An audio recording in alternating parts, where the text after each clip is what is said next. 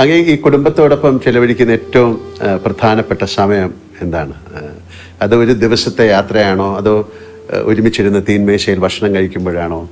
ഏറ്റവും പ്രധാനം തീൻമേശയിലെ ഭക്ഷണമാണ്. കാരണം ഞങ്ങൾ എല്ലാവരും ഒന്നിച്ചാണ് ഇരിക്കുക. ആരൊക്കെയുണ്ടോ എല്ലാവരും ഒന്നിച്ചാണ് ഇരിക്കുക. ആ ഘട്ടത്തിൽ എൻ്റെ സുഹൃത്തുക്കളുണ്ടെങ്കിൽ അവരും ഒന്നിച്ചാണ് ഇരിക്കുക. അങ്ങനെ ഒരു അവസ്ഥയാണ് എപ്പോഴും സ്വീകരിക്കാറ്.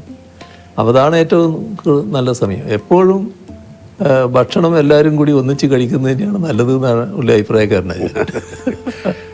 അപ്പം ഞാനൊരു പാട്ട് പാടാൻ പറഞ്ഞാൽ ഇപ്പം പാടുന്നില്ല, കുറച്ച് കഴിഞ്ഞ് പാടാം അല്ലേ? ഞാൻ ഇടയ്ക്കിടയ്ക്ക് പറയും. സാറിൻ്റെ പിന്നെ മക്കളോ പേരക്കുട്ടിയോ അങ്ങയോട് പറയുന്നൊരു സൂപ്പർ ഹീറോ കഥകളൊക്കെ ഉണ്ടോ? അങ്ങനെ ഒന്ന് പറയാറുണ്ടോ? ചെറിയ കുട്ടിയായിരിക്കുമ്പം പേരക്കുട്ടിക്ക് വലിയ ഹീറോകളെ പറ്റി വലിയ അഭിപ്രായങ്ങളുണ്ടായിരുന്നു. ഒരുപാട് ആളുകളെ പറ്റി പറയുന്നത് അങ്ങോട്ട് വന്ന് സംസാരിക്കും. അതെ അതെ അതെ.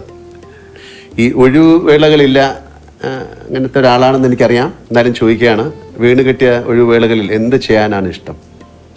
അല്ല, ഒഴിവുവേള ഉണ്ടെങ്കിൽ വായന നല്ല ഇഷ്ടമാണ്.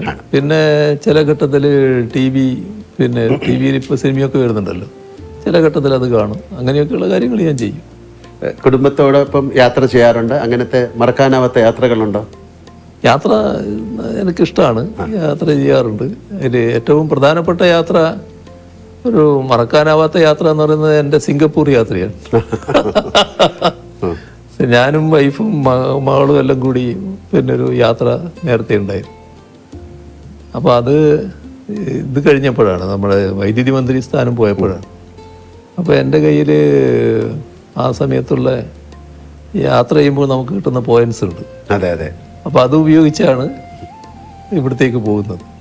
ഭയങ്കര കഥ അതിനെ പറ്റി. ഞാൻ യാത്ര പോകേണ്ട താമസം എന്തോ ആരും ഇതേവരെ യാത്ര ചെയ്യാത്ത പോലെ ഭയങ്കരമായ വാർത്തകൾ വന്നു. പക്ഷേ അത് നല്ല ആസ്വദിച്ച യാത്രയായിരുന്നു.